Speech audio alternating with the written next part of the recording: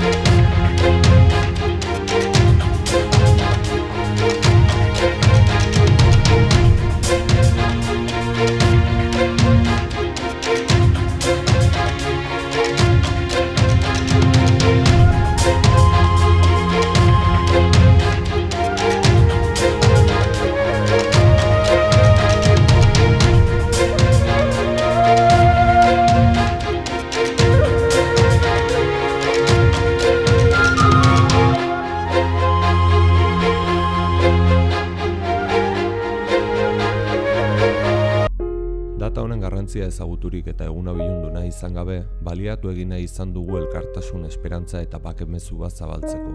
Pertsona guztien, giza eskubide guztien errespetua garrantzitsua dela uste dugu, eta ondorioz, euskal preso eta ieslariak Euskal Herrira hurbiltzea, bakea lortzeko pausu esanguratsu gisa ulertzen dugu. Aktore politiko, sindikal eta sozial guztiak gonbidatzen ditugu lan hau elkarrekin egitera, eta honela, behingoz, gatazka gainditu eta bakea eta elkarkidetza lortzera. 2015 zoriontsu bat opa dizuegu.